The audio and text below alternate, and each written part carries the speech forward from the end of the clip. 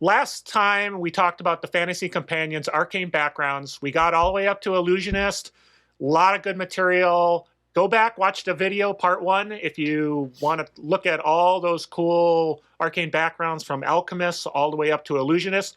Now we're going to continue on and talk about Necromancer to the end of the list.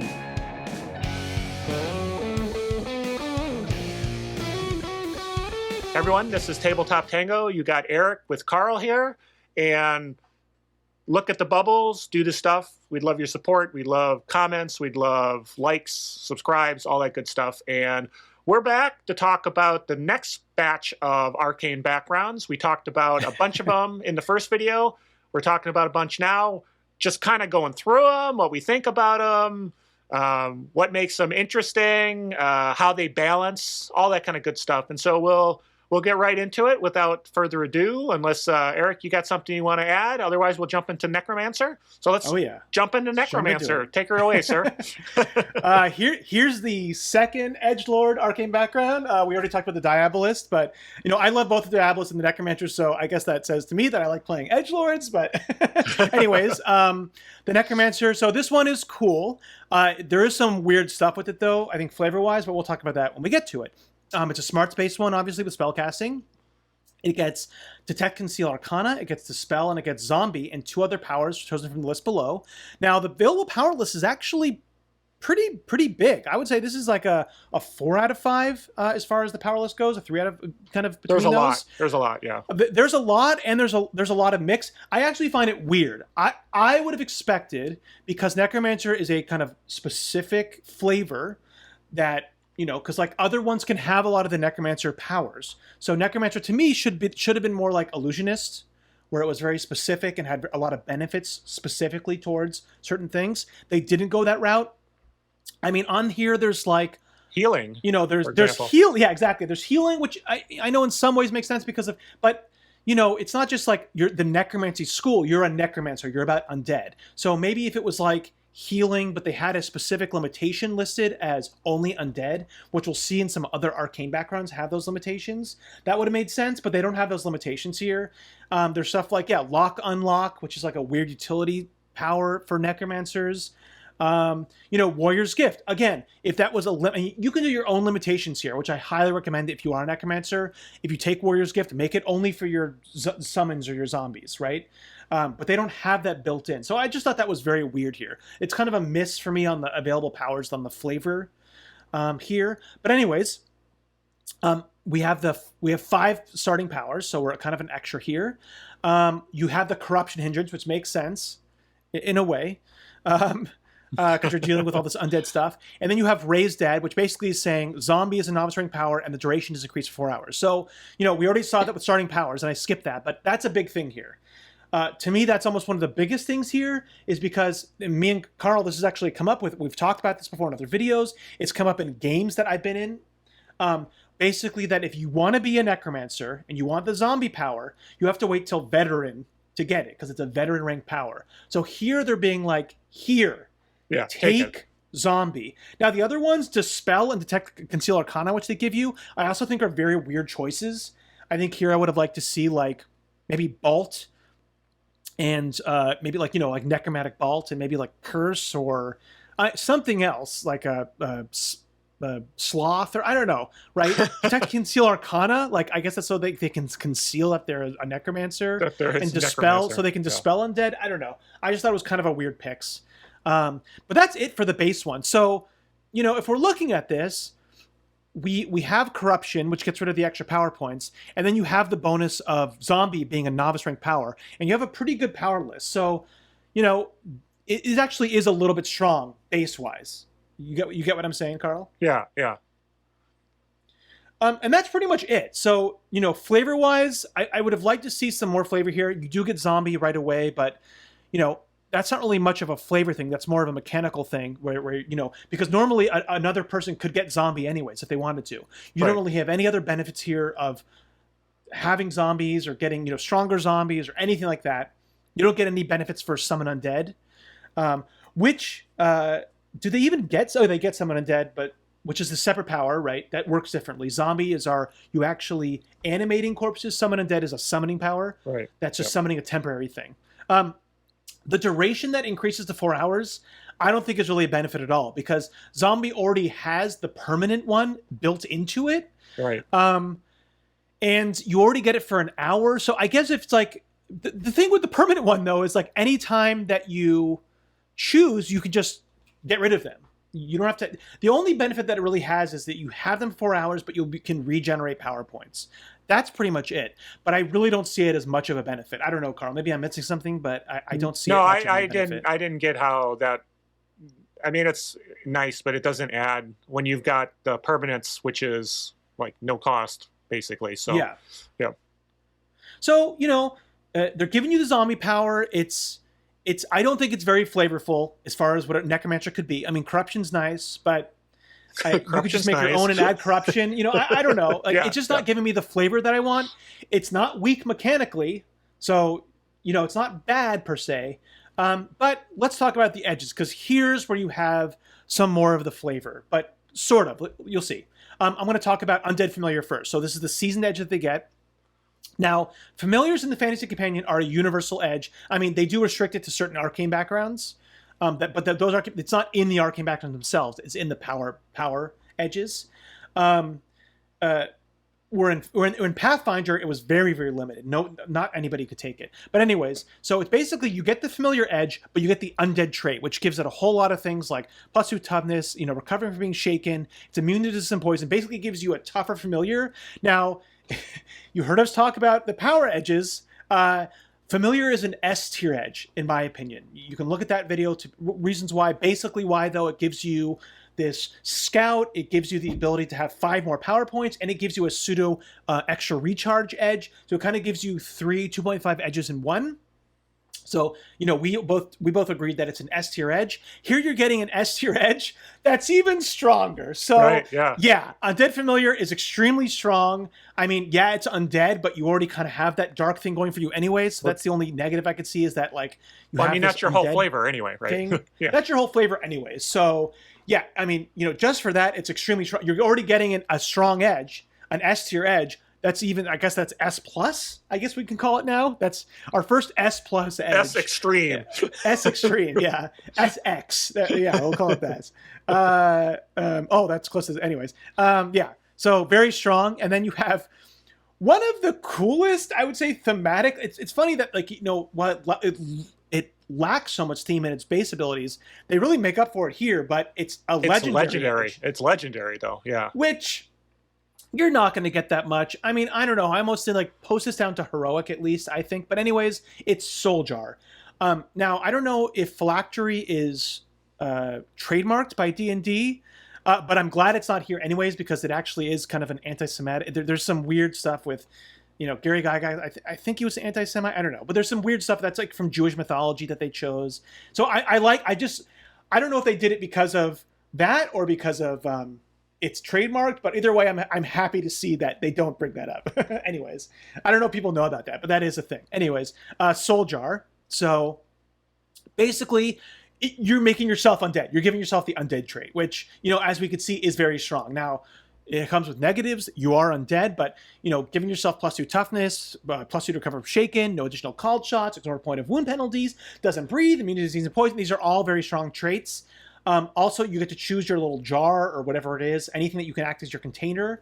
And then if you die, even as an undead, you get to come back. So it's even more powerful. So it's very powerful. It's very flavorful, but it comes on at legendary, which I think is almost like not even worth talking about, almost. In a lot of cases, yeah. A lot of cases, either you're not getting to legendary or you get to legendary and you barely play. I mean, it feels more... NPC now, right? When you start talking about it being a legendary kind of... Yes. Absolutely. So, yeah. So, overall, again, Necromancer, I think, mechanically is very strong, for sure. But to me, it's a big miss on flavor, which I almost said, that's what I'm looking for more, anyways, than like pure mechanical strength. So, it's a little bit of miss on flavor to me. But very strong mechanically. I would still play it because you're getting zombie right away. Do you agree with that, Carl? Or it's you're right. It's mechanically very well rounded. It gives you the zombie. There's a lot to it, but from a feeling like a necromancer, if that's such a thing, I don't know if you'd, when you're playing this initially, you'd feel all that much, other than you'd be pumping out zombies constantly. Yeah. Doesn't have that same. And you're flavoring, feel, like you have to flavor your own powers, right? I mean, you're flavoring your own powers. You can give yourself, I would definitely recommend, if somebody does play this, give yourself all those limitations of, if it's like healing, heal undead only or something. Give yourself stuff like that, basically. A lot of those buffs and stuff doesn't make sense to me. Sure. But anyways, yeah. Okay, cool. Then we have kind of a gear shift a little bit with the Shaman. Yeah. Shaman, yeah. This is this is kind of druidy thing. I mean, we've made the differences in a lot of these, in all of our tabletop games. The flavor is different for Shamans and for druids. But, Shamans are more about spirits, like natural, like animism, I guess. It's like natural spirits, or everything has a spirit kind of thing. Or it's ancestral worship. It's that kind of niche, right? It's usually like barbarian or more rural type civilizations will have shamans as kind of like the head priests of they're not like as where druids might go live in the forest kind of in their own little enclaves. Shamans would stay with their tribes, but like worship the natural world still, and kind of the spirits that inhabit it. Anyways, that's the flavor. We have Faith as your arcane skill, so a spirit-based skill. You're given arcane protection, relief, and 3 other powers chosen. Kind of makes sense to me. I mean, arcane protection I think is a weird one, but you're given 5 powers, right? 10 power points. Here you have another very big power list. I would say this is a big list. 2 out of this is a 4 out of 5 as far as the power list goes, and you have a pretty good spread here. You have, like I said, you have the offensive, you have mobility powers, you have healing powers. It's probably, I would say, I think it's probably the most diverse list on here. I mean, while some of them have bigger lists, it is missing powers. It has, things like healing. It has things like, I think it has what's it called? Relief, right? It has relief. Does it have sanctuary? It has shape. It doesn't have sanctuary, but it has relief and resurrection. I mean, it has those kind of clerical things. Yeah, it has smite and stuff like that. So yeah. So a good power list. Armor interference minor. Now it has the favored powers. It doesn't say the edge. This is a little weird to me, Carl. So it has the favored powered edge, but it's not. It's technically listed as like an ability. So basically, you choose 1 power and you can ignore up to 2 penalties. Now you're getting this right at novice, which kind of sucks. So you basically have to choose a novice power. One of the fixes that we had for the edge when we talked about the favored powered edge in that video was that you could change the power when you took the new powers edge. I still think you could do that here, because basically it's giving you the favorite powered edge, but it's giving it to it novice. Now the other thing that I would say is that, and you have to take it from your initial power selections too, right? Right. I still think this allows you to then take the edge. I mean, correct me if I'm wrong. It's not giving you the edge, so you could still take the favored powers edge. It doesn't say there's a limitation. No, you could do it again. Yep. So that's a big benefit, right? That gives you, out of any other Arcane caster, the only one. Rules as written. I think you should be able to take it more than once, but rules as written, the only one that can have 2 powers that are favored powers. So that's a benefit. Then you have the fetish, which is a hindrance. It is not, and there's no positives. Basically, it's the talisman hindrance, so it's a minor hindrance. So right now, fetish and armor interference kind of those equal the benefit you have for the extra powers, and then you get quirk. Which is a hindrance. Yeah. Which, I love the quirk hindrance, but let's be honest, it's not much of a hindrance, really, mechanically. No. So you can see here that favored powers is a full edge, that Shaman is probably one of the most overloaded mechanically. If we're just talking about mechanics, not saying that all the options are super strong, but if we're talking about points, even more so than the cleric almost, it has the most stuff, right? Because it has a big list of a really good diverse set of abilities. It has 5 powers that you get. Start with. Yep. And then it has the favored powers edge, and the only negatives are a minor armor interference, fetish, and quirk, which are all minor hindrances, and quirk's barely a hindrance. So to me, this is points by points. This is probably the strongest.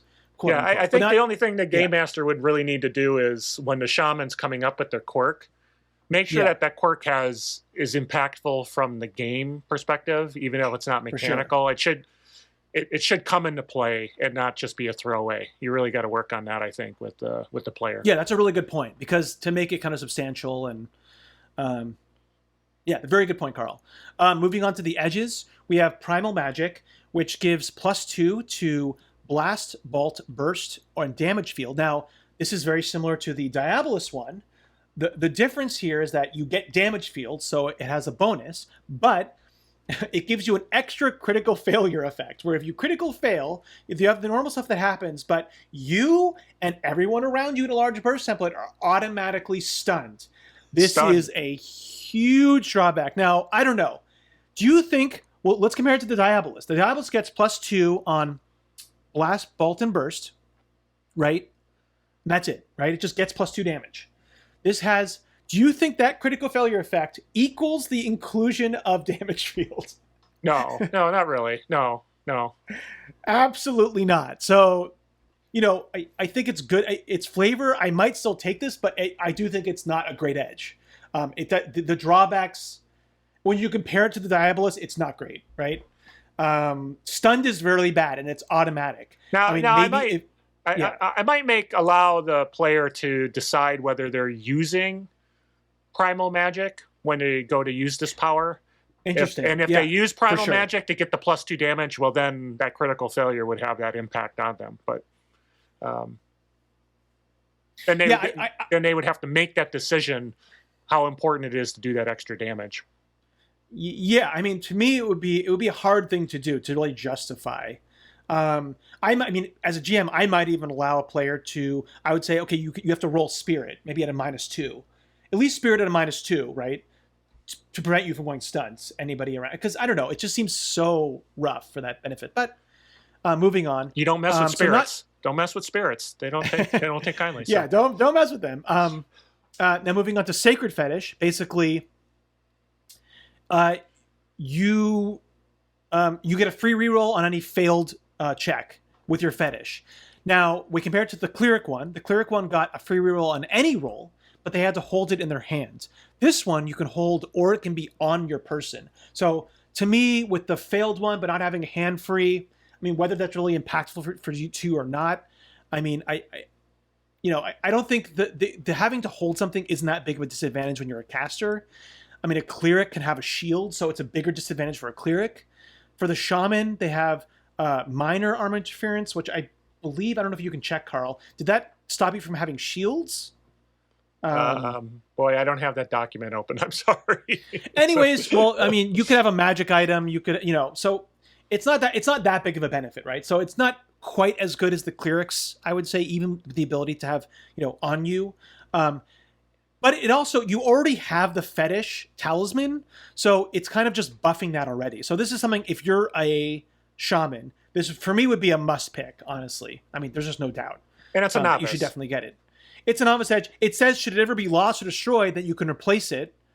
The funny thing is that there's already the fetish from the core arcane background that says that without it, you have a subtract 2 from your arcane skill rolls. Again, it doesn't talk about how you build it back, but then when you look at the edge, then it talks about how you get it back. So basically, you're like buffing up the hindrance that you already have. So it's a for sure thing for me. So yeah, Shaman, it's, like I said, just base-wise, it's very strong. The edges are kind of meh. I mean, Primal Magic, I probably wouldn't take. Sacred Fetish, I must feel like you have to take it, but it's cool. I would say it's not the strongest. Carl, I don't know what you think. Is it, to you, is it the strongest flavor? I think you have to really flavor it yourself, with the quirk and things like that. You'd have to make it your own to make it, because it's a shaman, right? They're in literature, they're represented in multiple ways. It's not as clear cut as when you think like a cleric and a fantasy cleric. You really kind of have this vision in your head. So I'm trying to look up armor interference minor here. But. Oh, okay. I can look it up real quick too. It is. Or using a medium or heavy shield. Yeah, you can wear light shields. Okay, so you can still wear a light shield. So yeah, I mean, if you have a light shield like a wand or a staff, then it is helpful to have it to wearing it and not holding it in the hand. That was my only point. So yeah, I agree with you. I don't think it's as flavor, like it's not a lack of flavor as the Necromancer was for me base wise, but it still doesn't quite do it for me flavor wise. I would have liked to see maybe like you choose either like ancestor worship or animism or something. You choose one of those, and that gave you like more of a benefit. Like, you could talk to spirits, and they give you some. You choose a spirit, and they give you a certain advantage. Or, I don't know. I do kind of have my own version of this as well for my thing, so we'll talk about that then. But it's not bad. I like it, and I think you could flavor it really well. So yeah, it's just not my favorite on here, but it's not bad per se. Okay. Yeah.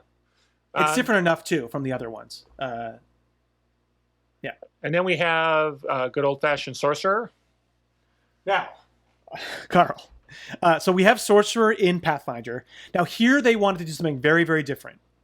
So you have spellcasting smarts, which off the bat, we're at a weird start, right? Sorcerer, they went a completely different flavor here. The flavor here is that you're treating with weird things in the cosmos.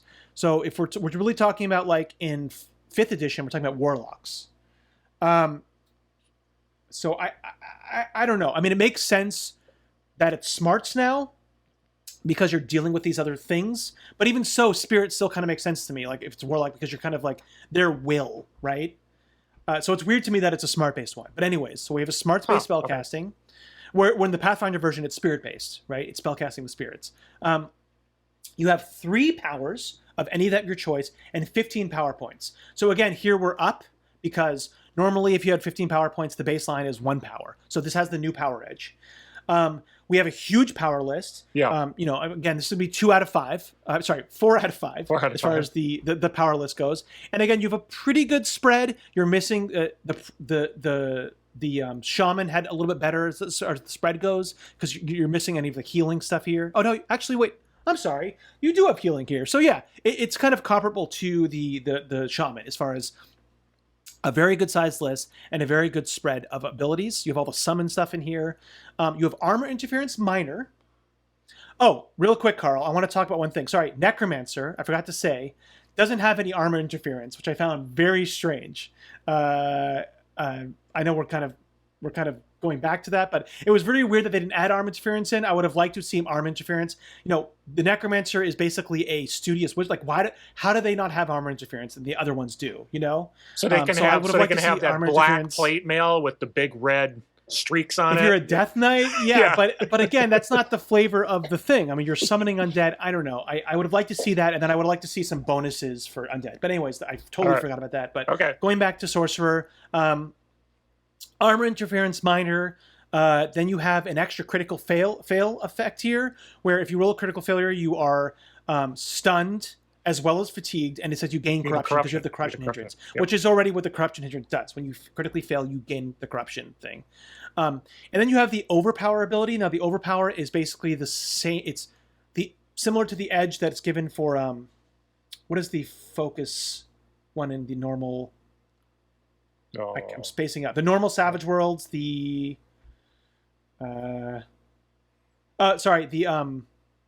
Gifted.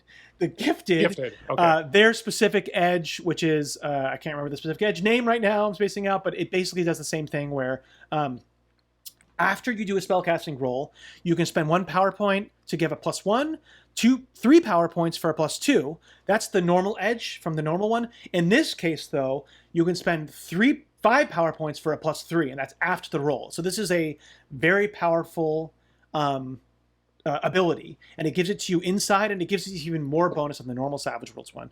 But if we look at this overall, right, where the corruption is kind of doing away with the extra points that you get, extra powers that you get, but then you have armor interference minor and the critical fail effect, which are kind of balancing with overpower. So overall, the base one is relatively well balanced, I think. Yeah, I agree. And you have the corruption and you have the overpower. So the flavor, again, to me is a little little bit missing as far as the base one goes. I'm not really quite seeing you dealing with these eldritch, powers. But anyways, before we compare it to the normal sorcerer, let's talk about the edges, because the edges are huge here. Now, the two edges are great power and phenomenal power. They're pretty much the same. They're just an improved version. Great power is you can spend a Benny at any time to cast a single power that's up to 20 power points and a -2 to your roll. Basically, so any power, not any power on your list, any power that you want for a Benny, which is 5 power points. Always know that a Benny is 5 power points, but anyways, for up to 20 power points, so you could add on a lot of mods, but at a -2. But if you fail, not critically fail, if you fail, you permanently lose a die type of any one attribute. And an attribute, yeah. Not a trait, not a skill that you could be like, okay, whatever, common knowledge I gave. A trait, an attribute. Now you can't go below a D4 unless it doesn't say. I mean, I guess you could have a D4 -2 in your attribute, but this is an attribute that you've put either an advancement or one of your starting things into to increase. This is a humongous drawback built into something that's cool, but I wouldn't say is that powerful. And when you see another arcane background, it's not that strong, really. So let's talk about phenomenal power. Phenomenal power enables you to spend a conviction to do the same thing, to have it, and then you get the conviction bonus for the roll. So that kind of helps you with that -2 to your spellcasting. Overall, I don't like it. I really, I like that they tried to do something different here, but to me, this is not a sorcerer. I mean, they went for the different direction, completely a different flavor from the Pathfinder one, from what we think of as a sorcerer. Sorcerer kind of having inborn magic. Yeah. Maybe in mythology, sorcerer can be a lot of different things, but as far as our parlance, right, our general, mind think, our, consensus of whatever, sorcerer has inborn magic. I just want to talk about the Pathfinder one for a second, because I love sorcerers in D&D and Pathfinder. I love the flavor of them. Sorcerer in the other one gets spirit for their spellcasting one. They have a huge power list. They have armor interference major. Then they get their bloodline, and their bloodline is they choose from this list of abyssal, celestial, fae, and they have this cool ability that comes with it. That gives a lot of flavor to that specific thing. And then one of their other edges is they get an advanced version of that flavor. And it's a really cool list of things. That's pretty much all they get. The other stuff they get is the other stuff. So yeah, I mean, I guess it's good here that it's something different, but to me, I still think they could have gone with the inborn stuff and I don't know. I don't like it. I would never play this. I don't think it's necessarily bad, but I would never play it. I don't know. What about you, Carl? Well, I think they're different. They're called the same thing, but they have a different feel to them. So there's really a Sorcerer 1 and a Sorcerer 2.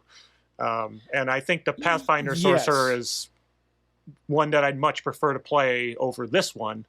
So maybe it's a Sorcerer, but it's, like you said, it's not what we traditionally think of as. So they're really two different things. I feel like there's a Sorcerer that would be Pathfinder, and then there's this other Sorcerer thing.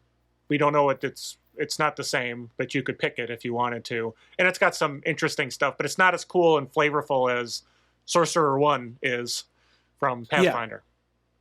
I mean, to me, this is like a Warlock, and what we understand a Warlock to be is like dealing with eldritch powers or something.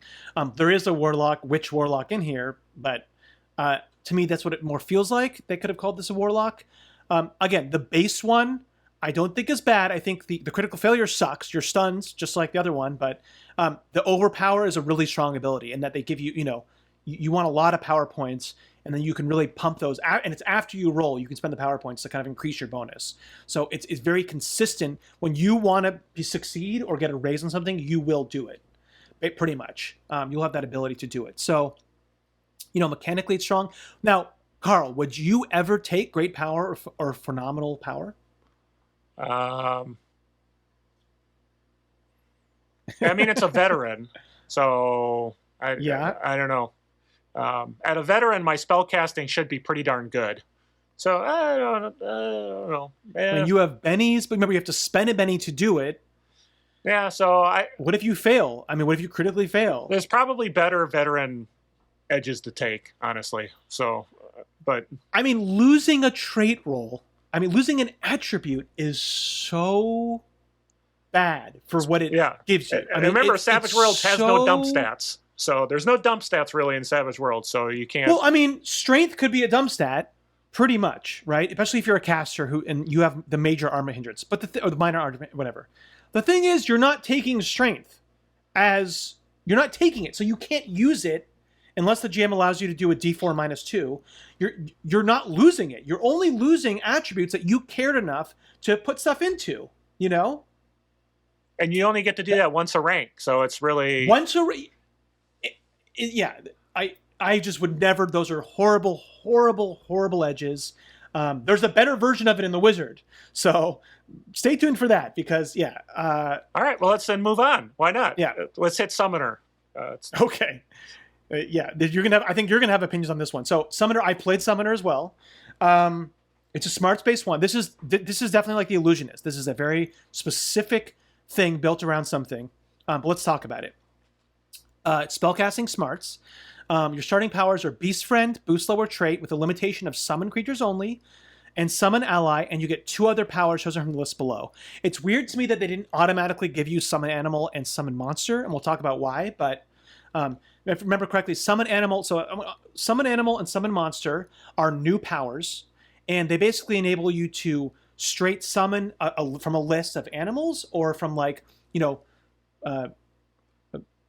magical animals, basically, like things like not a sphinx, but like a Pegasus or things like that, a Minotaur, things like that. Very cool. But so here, the boost lower trait limitation summon creatures only. This is what I wanted to see in the Necromancers. You know what I mean, Carl? Anyways, you have 15 power points. So again, here you have 2 extra powers and you have 15 power points. So right now we're at 6 quote unquote points of like stuff at this moment, right? Because the normal stuff would be 3 powers and 10 power points, or 1 power and 50 power points. So here you have 15 power points and 5 powers. So you're at 6 powers basically. Six points. My bad, not 6 powers. Their available power list is very, very small. Yeah. Not as small as the Illusionist, but I would still rate this a 1 out of 5 specifically to the Illusionist because it's very limited in what they give you. You have some powers, like I said, you have the summon animal and summon monster, but then a lot of them stuff like you have sloth and speed, but it has a limitation of summoned only, summon creatures only. You have growth shrink with a limitation of summon creatures only. And the rest of them, like burrow and fly, those could all be like, I summon a giant insect that's like grabbing my back. Like you can kind of flavor that way. As still creatures. So they did a really good job as the flavor here. But it is very limited, right? Right. Armor interference minor. And then you have the Master Summoner, which basically it reduces the cost of any summon from summon ally, summon animal, and summon monster by 2 to a minimum of 1. By 2. And the duration are measures in minutes and rounds. So let's look at this, Carl. You have +6, right? Then you have Master Summoner, which I don't know if that's worth a point or 2 points, whatever. But then you have Armor Interference Minor. And that's it. And I guess you have a limited power list. So again, base Arcane Background, and that power list coming way ahead. And that power list has no real offensive kind of powers on it. No, exactly. So it's all about your creatures you summon, right? It's all about the creatures you summon. And when you do summon a creature, you're not spending your actions to make them do stuff. They're doing stuff automatically. So when I played this, you definitely want to try to, like, you can spend some of your buff powers to buff them afterwards, but honestly, you probably want to find some other thing that you're doing, like, supporting, leveraging leadership edges. You want to kind of find some other niche to do outside of powers, because like you said, you really have nothing as far as you don't have any offensive powers, you don't have any control powers. I mean, you do have boost lower trait, although it already gives it to you with limitation, so I don't know if it gives it to you separately. I don't think it does. It's really weird there that you could potentially take it again without the limitation, but it doesn't really make sense. Anyways, let's move on to the edges. It has 3 specific edges. It has Arcane Barding, which when you do summon, this is summon animal specific, and this is why I said before that it's weird that it doesn't just give you summon animal and summon monster. But anyways, summon animal, which basically anytime you use summon animal, a creature has +2 toughness, and it cannot be dispelled. Period. So it makes your creatures unable to be dispelled and +2 toughness, which is really, really, really good. That makes them extremely tough and tanky. Now, the general thing with summons, anyways, they're not the best for. Really, the best thing that summons can do is tank, is to eat attacks that would otherwise go to players. Because they're extras, they're generally not going to hit that well, but they can. And summon animal and summon monster, when we talk about in powers, there's a really diverse list of creatures. So there is a lot of utility. With sometimes you can summon like a flying one, or one that has certain edges, and they've updated all the powers that you can like boost them, including summon ally. You can give them edges and all this other stuff. You can boost traits. So there's a lot of like diversity here.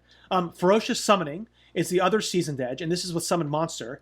Whenever you do Summon Monster, you can choose to give it any combat edge of his rank or lower. So your rank or lower, you can give a combat edge. Again, very, very powerful. And this also works with tanking too. You could take a defensive combat edge, like block or dodge, right? And make it tankier. But you can also give it Frenzy if it doesn't already have Frenzy. This is extremely strong. And generally, Summon Monster, because like I said, I've played this and I've looked at all the stuff. Summon Monster, I think, is generally stronger than Summon Animal. Mostly. There's some differences and benefits and pros and cons, but generally Summon Monster is stronger than Summon Animal. Finally, you have Great Summoning. Now, Great Summoning is heroic. Now, you need both Summon Animal and Summon Monster for it. And it gives you basically some extra creatures that nobody else gets access to. A Bargrest for 5 points, a Mammoth for 7 points, a Frost Mammoth for 8 points, a T-Rex for 8 points, and a Young Dragon for 11 points. So it gives you some really, really, really, really powerful Assuming features. all those are part of the campaign, part of your campaign world, right? Yes. I mean, that is true. Although, it depends on the flavor of the summoner too. Even if it's not part of it, you could say the summoner's like summoning it from another dimension too, right? I could see that as part of the flavor, but that is true, Carl. But mostly, I would say you're probably getting access to those in some way. Otherwise, it kind of sucks. It wouldn't be worth it, right?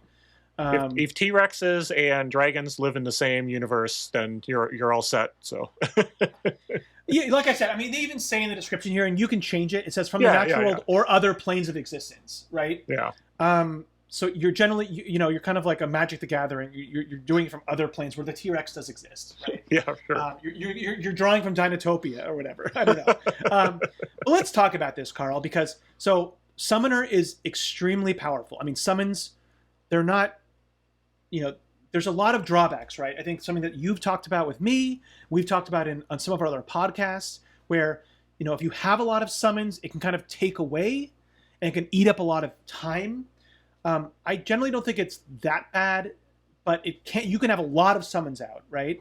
Now, Savage Worlds does have things with extras and having a lot of extras around, but I think that's a drawback. And this is, while other Arcane Backgrounds can take these summoning skills, Summoner, you're being able to summon more and summon them with more abilities. The other drawback for me here is that you really have to have a player that's on their stuff, because there's huge amount of summon lists. I mean, when we did it in our game, I had to spend a lot of time because we didn't have. There's no. Hopefully, they'll have the Fantasy in Foundry or whatever VTT that you use.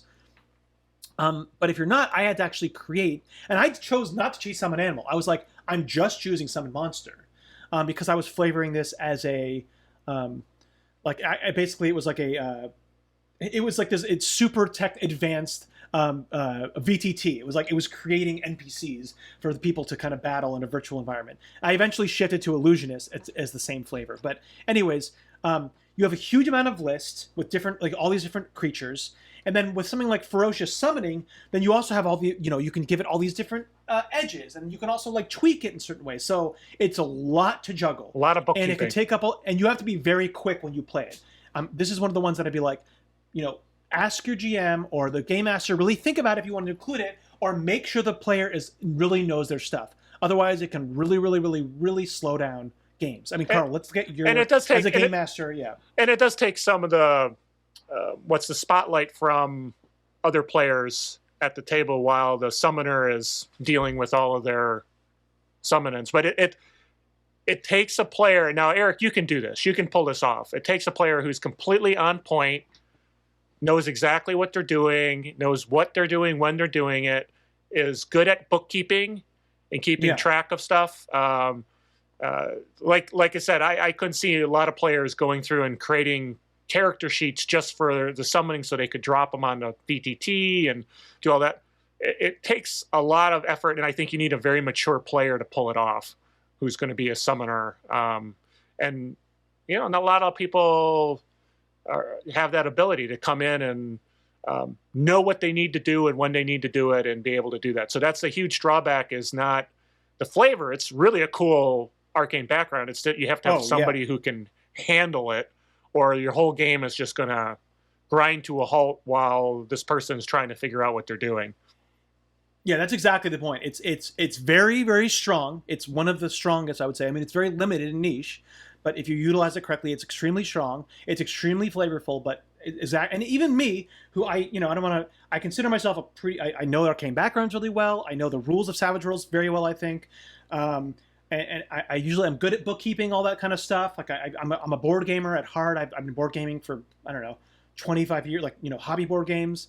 But even me, it was like a little tough to manage everything, and to kind of keep track of everything. And so yeah, it's, so again, it's a weird one because it's good on all these other points, but it's very hard to manage. So it's very something to consider either as a player, if you want to take that on, or as a game master, if you even want that in your game.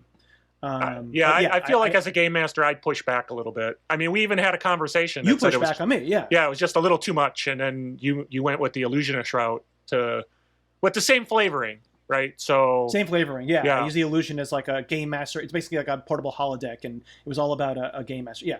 So okay, but yeah, I mean, it's an A. I wouldn't say it's S, but it's like A plus as far as mechanical strength and flavor, but hard to manage. Yeah. Not for everybody, though. So, and then Tinker. All right, Tinker, another cool flavor. This one is a little quirky, how Alchemist is. We have somebody who plays with this in our game. Let's start it out. So it uses the arcane skill of Repair. So much like Bard and much like Alchemist, you have a strength here of being able to overlap with a skill that you probably are already using and can utilize in a lot of different ways. Now, I want to make a caveat here. There's no rule about this, but I'm almost at 100. I'm 99.9% sure that Mr. Fix-It would not apply to arcane activation rolls when you use Repair. +2 on its own, as we've already seen, the Bard has to take an edge, and they get a +1, and they have to have their hands full. Mr. Fix-It would give a +2, right, and not have any restriction at all, and as well as having all the other benefits that Mr. Fix-It does, because it's all leveraging the same skill, right? Yeah, I agree with you. So to me, Mr. Fix-It and I think I'm right, does not apply to arcane skill rolls. So just know that if you're looking at Tinker and you go, oh my God, Mr. Fix-It, no, it should not apply. Absolutely not. Yeah, it's a little OP. Yeah. Definitely OP. Now we have one of you start with 2 starting powers, which is kind of weird because then you have 15 power points. Now, like I said, the baseline is 1 starting power, 15 power points, or 3 starting powers and 10 power points. And we've seen other ones that have 3 and 15. This one has 2 and 15. So this one is 1 point up, right? We could say it's 1 point up because it's 1 extra power. Then you have one of the smallest lists. Again, I would say this is close to the Illusionists. This is like a 2 out of 5 because you have a pretty good spread here. Yeah, you have some offensive powers, you have some control powers, you have some mobility powers, you have a little bit of utility. So I give it a 2 out of 5 as far as the power list goes, because you have a pretty good spread, but it is very limited. Then you have a critical failure effect, which basically is you don't take fatigue, but you can't use it until it's repaired, which is an hour's work and a repair roll. So that is a pretty big critical failure one. You're not fatigued, but you lose access to one of your limited powers. Again, you only have 2 powers. Yeah. So that's rough. There's some more stuff here. Let's finish talking. Okay, so powers are devices. That means that all of your powers have to be a device, which basically means that it can be stolen or lost. Your powers can be stolen or lost, just like we said with when you critically fail, it breaks. It can also be stolen or lost, each power. Like your powers can be essentially taken away. The benefit of this is that you can actually give them to other people. This is kind of like a pseudo artificer. Again, like kind of how the alchemist had it. The difference is here is that you're not creating a separate thing. You're not investing power points. You're just being like, here's my power, and you give it to somebody. Which, that's something that I probably wouldn't want to do ever as an arcane person. I mean, maybe if it really benefits somebody, but you're just basically giving one of your limited powers away to somebody else, and they cast them using your repair skill as their own. So just like alchemists, like even if it's a shooting gun, they don't have to use shooting like you did with what you would do with an artificer with temporary magical items, but you're giving your whole power away. So generally, I see the power devices as a negative. I didn't really see much. There's a slight positive that you can give it to somebody else, but to me that doesn't really balance with the fact is that you can just straight lose your powers, or somebody can steal them from you, right? Right. And it talks about lost devices. That then you can recover it or remake it, and to remake it, it's D6 hours times the powers rank. So you can remake them, but it takes at least 1 hour up to I don't know 12, 14, 12, 24, and going up and up depending on the rank. Then you have tools. This is another weird one where it's a hindrance, but it's not quite the talisman hindrance. It's you have a toolkit, and you basically have to have the toolkit to use power modifiers. So yeah, power modifiers. Yeah, it's kind of power modifiers, not your powers. Like if you lose your tool belt, you can still cast your powers because they're objects, right? But you can't tweak them and use power modifiers. And then you have Jinx, where as a repair roll, any mechanical device, you can make a repair roll as long as you're touching it, and it stops working, basically, until it's fixed. Which is kind of, I mean, I don't know. You could probably do this as, I don't know if you need a special ability for this. I mean, it's quick. It's kind of a special ability. But generally, if somebody was a mechanic, right, Carl, and was like, I want to break that device. Okay, make a repair roll. Right. The only thing is you might not allow it in combat, right? But otherwise, or maybe with a minus in combat. Yeah. So I mostly see Jinx as not really. It's not really an advantage because you can already do it. But even if you do it, it's very minor. But if we look at this now, right, we have repair as an arcane skill, and we have an extra power. To me, does that equal to a normal edge almost? But then you have a very limited power list. You have an extra critical failure effect, or a kind of a harder critical failure of losing access to the power. You have something where your powers can be taken away, but you can give them away, which is mostly a negative. And then you have tools, which you can lose something else, get rid of, with a Jinx. So really, overall, here you're in the negatives here. This is one of the, just as a base ability, it's kind of one of the most weakest, just base arcane backgrounds that we've seen. This is on par with. I'm trying to remember what the other weak one was. I think the Elementalist. This is kind of. I wouldn't say it's as bad as the Elementalist, but it's because there's still a lot of flavor here. I still like it. I would still play it. But see what I'm saying, Carl? Like when you look at the points, they don't quite. Doesn't tally equal. You're at a deficit here. Yeah, I agree. I don't know if I would. I love the flavor of it. Yeah.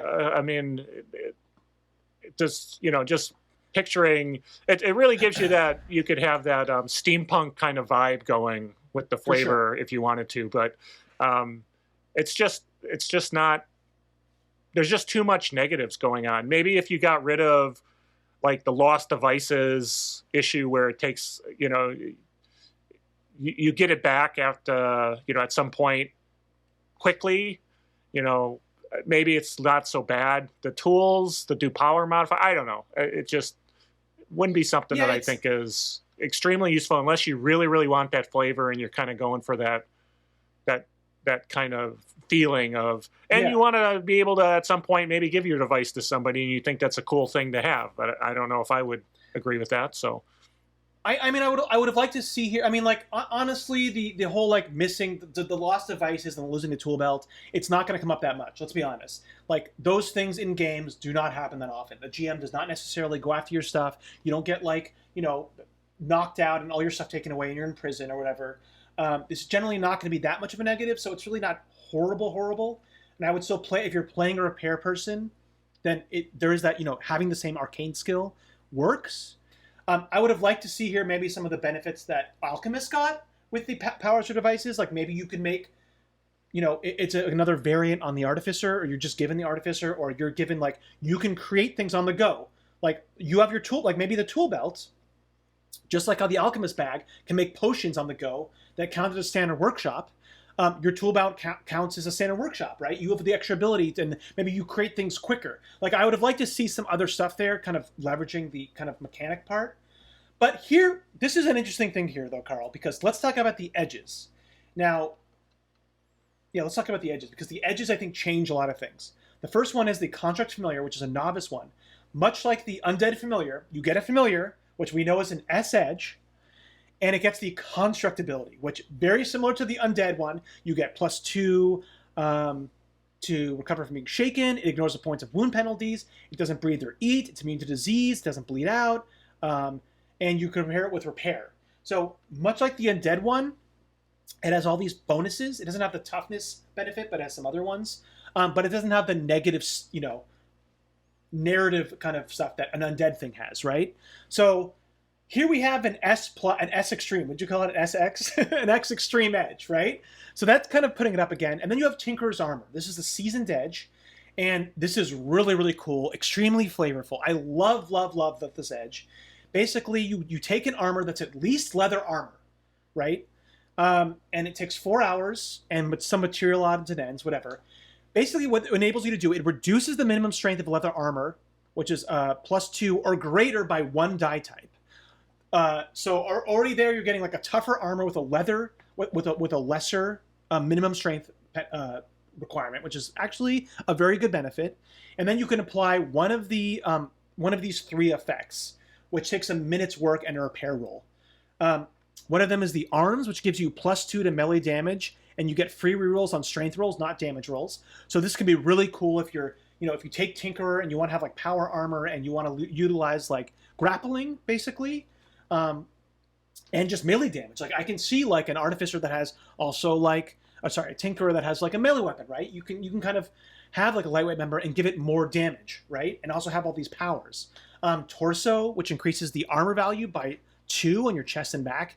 Now again, you're already getting a heavier set of armor for a lighter one, and you're getting +2 armor, which is just that right there. Like remember, +2 armor is what the Fiend, the Diabolist got, right? As an action, you get +2 armor, but it made you couldn't sneak around. This, you have +2 armor, and you have armor that's heavier, right? So it's already kind of stronger in that way. And then you can choose legs, and it gives you +4 to your jump and to your pace. So you can make yourself really faster and give yourself jump distance. The coolest thing about this to me is that you can switch this with only a minute's time. So you don't have to like choose one of these. So I think this is one of the most flavorful edges in the whole, all the ones that we've seen. It's very, very strong. Like we have a player in this who's doing it, and they're like the tank basically. Even more so than the melee fighter, because they just have this big armor with +2. So I love this one. And to me, these are both, this is an S+ edge, this is an A edge. To me, these edges balance out the core one for me. Like because of these edges, I would then want to take this and utilize all their repair stuff. So in our game, we're not really using, but there's the big negative of the breakdown, right? That we're... Oh, yeah, you're right. I mean, you're forgetting about it's really cool, but if they get a wound, they got a 50-50 chance of it all falls apart, and it takes some time to repair it. Now, in our game, I kind of let that kind of run as it runs, right? And I don't think we've ever made that roll. Well, we forgot about it. Yeah. Yeah, we've never made that roll. So, but that could be a big deal, right? In the middle of combat, you get a wound and you get an odd roll, and now it all falls apart on you. But like, so what I'm saying, it balances out. That's what I'm saying. It balances it out. So it's not as all-encompassing powerful. As long as you're not getting wounded, right? I mean, you're okay, but there could be a 50-50 chance of you get a spiral now, right? Those benefits spiral away, and now you're more, you have to be more careful. But it's cool. I'm not trying to take away from the edge at all. No, you're totally right. I totally forgot to bring that up, and you're completely right that it does balance it out. But I still think just the ability that you can choose from those 3 options. Yeah, yeah. You know, when you're a caster, so the melee one and strength, but I can still see builds involving this, right? Sure. And that could kind of go with the flavor. So that I don't know. To you, does this make the edge? Do the edges make it better for you? Would you then consider playing? Yeah, it's more interesting. But again, you don't get Tinker's Armor until seasoned. So maybe if you're running a game where you start seasoned, yeah, it would be a much more interesting Arcane Background to pick, because you've already can bring that flavor in. That's kind of where my thoughts come from. Yeah. No, you're totally right. So yeah, I think the core one is mechanically is bad, but good flavor. Like I said, we would have liked to see. There's a couple little tweaks that you can do to make it better, like allowing you to construct stuff on the go, and I don't know, maybe having Jinx be at range or something. I don't know, but it's good flavor. But the edges to me kind of make up for it more because they're good. Yeah. Okay. So let's talk about Warlock. You started talking about it before, in a sense. So Warlock, it's Warlock/Witch, where they say Warlock's male and Witch is female. I mean, whatever. This is really the theme of a witch. What you think of. So let's talk about it. What they're about in a community, and okay. So it's a spellcasting smarts. You get three of your choice and 10 power points. So here we have the kind of base one. I don't think we've actually seen one that's like this. We just have, what a normal Arcane Background's like. You have any three that you can choose from and 10 power points. Huge list. Another hefty Arcane, I would say a power list, don't you think? Yes, good size list. Yep. A good size, a good mix of stuff. You have like healing in there. You have some offensive spells. You have some stuff like curse. You can summon. Thematic. You can summon. Yeah, you got summon animal and summon ally. So yeah, a very good mix. This is definitely a 4 out of 5 as far as the power list goes. You have armor interference major. So okay, right? Okay. Yeah. You have the component hindrance. You have the corruption hindrance. Okay. So that's right there. We have 3 major hindrances. So we are, unlike other ones, we are 4 points down from a normal, or 6 points down, I should say. We're at a -4. Right. Okay. Then you have Coven. Coven is basically if it's, there's a bunch of other witches and warlocks, and it's kind of flavorful. They'd say they have odd numbers, like no more than 13. Basically, what it allows you to do is that if there's other witches and warlocks, you can freely transfer power points between members at any time, as long as you're within 12 inches. You do not need line of sight. Let's wait to talk about this for a second. Let's just talk about everything first. Yeah. No, we'll talk about it now. We have 3 major hindrances. Coven, this is almost useless. Yeah. Even if you're probably not going to have other witches and warlocks in the game with you. People like to choose different things. Unless that's what it is. Yeah. That's what the game is. So. Yeah. Unless that's the game is, but it's already not a good Arcane Background. Just spoiler, right? It's a bad Arcane Background, I'm going to say. But like, you're probably not going to have other ones. But even if you did, freely transferring power points is a pretty minor benefit, I would say. I mean, there's an edge that allows you to do that, but it's only between other people. And then it has this limit of 12 inches. So this is a extremely, extremely limited benefit as far as benefits go. It's really not that much there. And, I could maybe see 2 players choosing both being witches if this had like a cooler thing that it allowed it to do, like you get like bonuses on when you cast a spell. You get a bonus if there's another witch in your like radius or something. Or you get a damage bonus, or something like that. But as far as freely transferring power points, I don't think it's much of a benefit. Here you get familiar. Okay, here we go. We just get familiar as our base thing. It's a normal familiar, but you get it naturally. Remember, other Arcane Backgrounds can still take familiar. We've seen familiar be an optional edge that Necromancer and Tinker can take, and they get like a stronger familiar, which is very strong.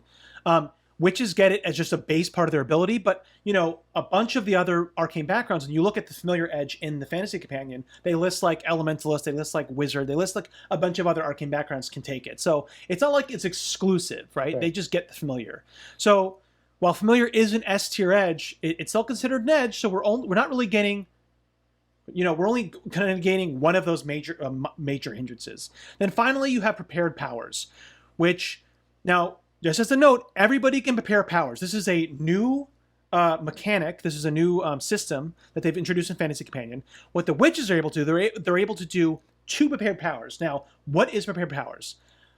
There's a lot of cool stuff in the Fantasy Companion. They added a lot of like battlefield magic, prepared powers. It's a little bit of a miss for me.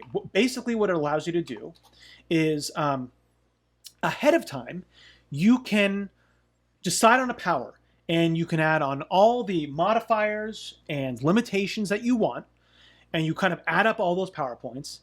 And then there's an optional thing where you can increase the duration, but for more power points. So it costs 3 more power points to do it for a number of minutes, like 5 minutes, and it costs 5 power points to make it an hour. So a lot of powers don't have that ability, right? So you can do something like speed, you can make it worth an hour, okay? And then you basically have to spend components, which is 100 gold times the cost and power points. So if, the power, you did all your power points and it was like 5 power points plus 5, that's 10 power points, it would cost 1,000 gold coins to do. And then you have to spend 10 minutes per rank of the spell to make it, and you just make it, and 10 minutes per rank. So yeah. So it's, if it's novice rank, it takes 10 minutes. If it's veteran, it takes 30 minutes, whatever. And then once it's made, it just kind of hangs around. Then basically, at any time, you can spend a penny to try to act, and then you activate it. It's a normal roll. Everything else is normal, but you spend a penny, okay? If you fail, it sticks around. On a critical failure, the normal things happen, but you also lose the quote-unquote anchor. If you succeed or you critically succeed, you also lose the ability. And it only works for a single. So I'm explaining it because, all you're getting here really, like a Benny costs 5 power points. So you're spending a Benny to be able to cast a power that might not be worth more than 5 power points. I mean, you could add a lot of things in, so it's probably worth more than 5 power points. Really, the only advantage here I see is to make a power worth an hour. That's the only real advantage. But it costs a lot of money. If you have speed and you're taking speed and you're taking the multi-action mod, and then you want it to be an hour, that's like 10 power points. That's 1,000 gold coins that you then have to spend a Benny, and that you could critically fail and lose it, or you can only use it once and lose it. You know what I mean? Like, I don't know, Carl. To me, it's not that good of it's okay. I like that it's here, but it's really not that good for the Witch and Warlock to have another one. Like, to me, like, is not really a benefit at all, right? So we have like 3 major hindrances, and then we have Coven, which I don't think is barely anything at all, right? Prepared powers, which is barely anything at all, and then familiar. So again, just like Tinkerer, we're at a big negative here. I see it. I don't know if you disagree with me, Carl, but to me, you're at like a huge negative here. And unlike Tinkerer, the flavor here, I don't know. There's nothing here that I like here. Yeah. Right? And Tinkerer, the edges kind of added in, but the edges added in, and let's talk about the edges. Okay. Yeah. So let's talk about the edges. The Evil Eye. Once per encounter, as a free action, you can target any intelligent being within 6 inches. For the rest of the encounter, they have to make a spirit roll at -2 to spend a Benny. Okay? If the roll is failed, the Benny is lost that effect. So it's kind of cool. This is only good, obviously, against when there's a wild card, when the GM has a wild card. But there's the negatives of it has to be within 6 inches. Now, if we consider the Bard has the same ability, although it's only for... Oh, no, the Bard has the same ability, right? It's what was the Bard's? The Bard had Dirge within 10 inches, so a bigger range. Anybody who spends a Benny to soak or reroll subtracts 2 from the total. So a Witch gets the same thing, right? But it's only once per encounter. It's within 6 inches. Yeah, I don't know. So I don't know. It's not that great, right? It's okay, but it's only against the wild card. It's okay. I like it, but it's just okay. And then the witching hour finally is okay. So the witching hour basically is during the hours of midnight and 1 a.m. So 1 hour, you cannot critically fail a roll, and you get a free soak roll anytime you take a wound. So those are, those are very powerful abilities, but it's specifically within 12 and 1 a.m., which sets up a weird thing of like, I don't like it because it would make the player be like, hey, okay, can we just wait till it's 12 a.m.? Oh, let's hide until it's 12 a.m. Let's go into the dungeon at 12 o'clock. Only midnight. go at 12 a.m. Everyone's sleeping anyway. Like, no. Everyone's sleeping anyway, so that's a good time. No, we need to go now. So I don't like that it like forces it. So overall, yeah, to me these edges do not at all raise up the arcane background. No. But Carl, here's what I'm gonna throw at you. This is what my take on this. To me, this is a game master arcane background, right? To me, this is completely a thing that the game master can have. The negatives aren't going to be as big as far as the components and the corruption. You can have a bunch of them together where they can like transfer power points. You can have them had prepared powers ahead of time, and you don't have to spend the gold because you're a game master, right? It doesn't mean anything to you. I've to spend money. gold. They can have 2 prepared casters. I have infinite money. So they can have, they can have like some really powerful powers they've already set ahead of time. The evil eye, right? Yeah, if you have a bunch of witches, they're affecting wildcard the players, right? The witching hour, you can set the time up so that the witches, encounter the players at a certain time. So for me, this is even a word. I don't know. This is to me almost worse than the Elementalists for a player because I don't know. Yeah, this to me is worse as for a player. I'm with you. But it's excellent for a game master. It's good for a game master. Yeah. No, I've talked a lot. What are your thoughts? No, I'm with you. No, I think you hit it on the head. It's really a arcane background that's good to be a foe, but not so much a player character. Yeah. So okay, cool.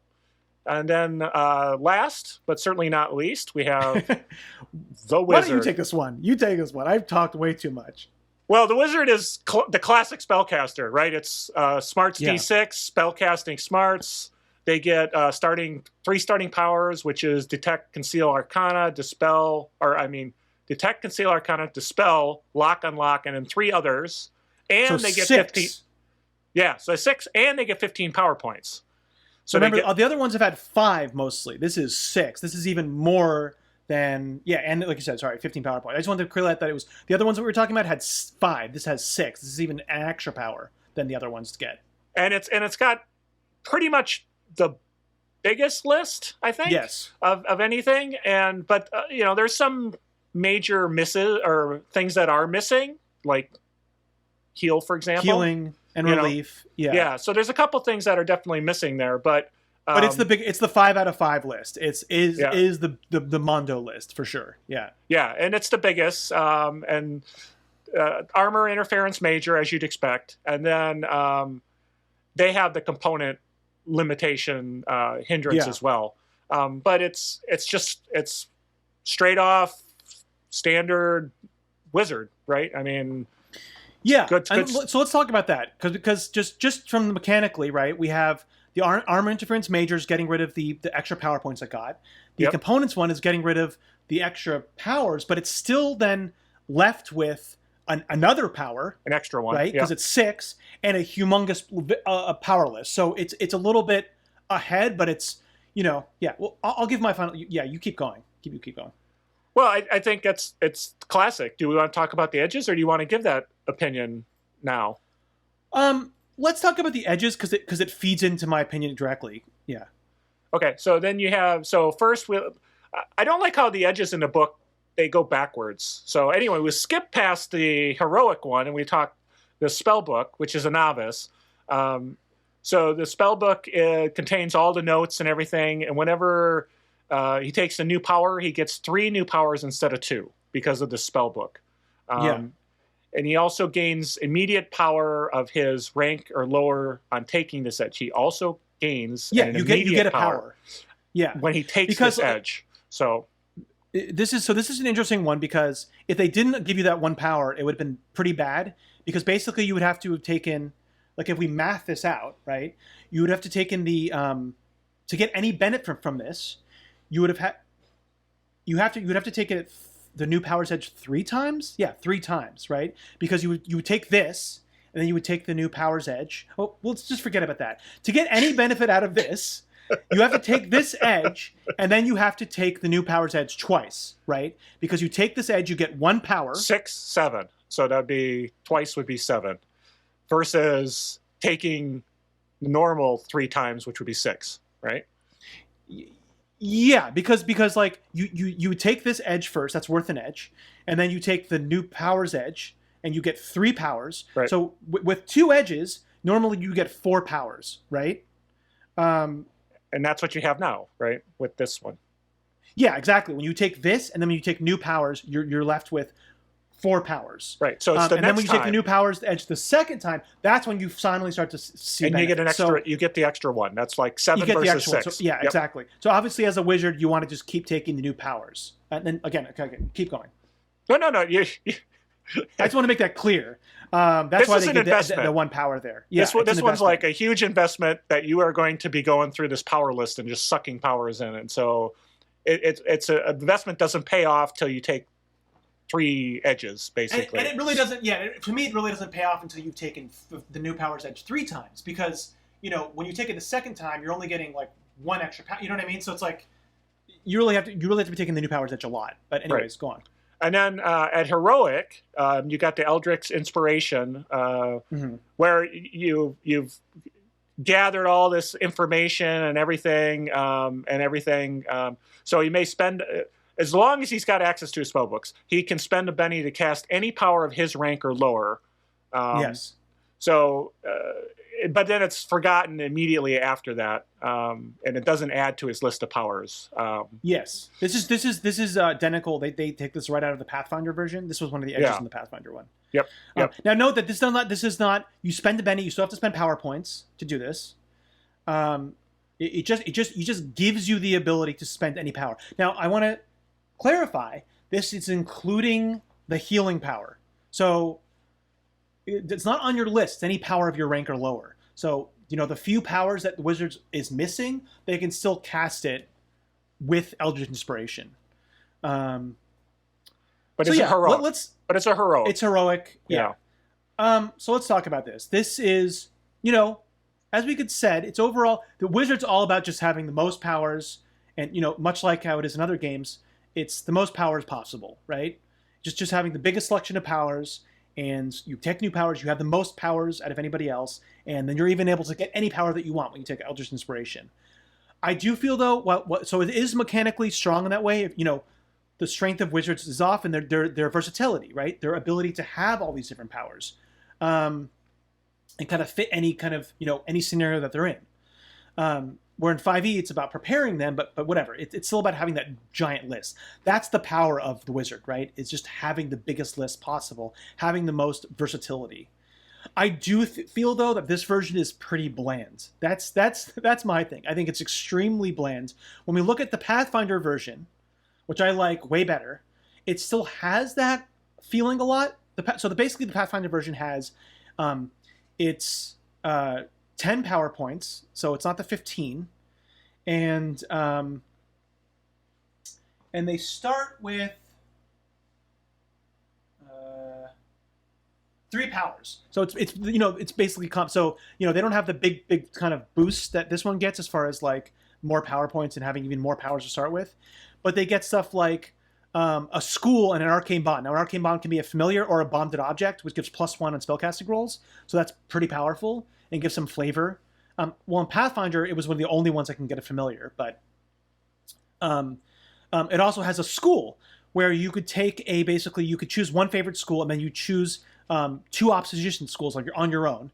And a favorite school, you get a free reroll, and just plain free rerolls. No, you don't have to hold anything. It doesn't have to fail. You just get a free reroll, and your opposed skills cost additional power points and suffered -2. So and you could also be universalist if you want.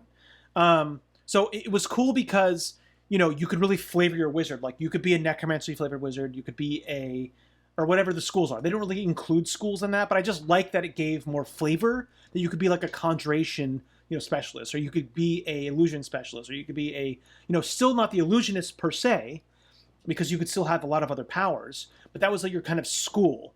And then your arcane bond gave you a little bit more flavor. It also gave you the spell books automatically, and the spell books in that one was basically, it was like if you lost it, you would eventually wouldn't be able to like cast your powers. You would have the ones that you had that day, but then you'd have to create a new one. But but basically it kind of, it was a pseudo one with the same edge that is.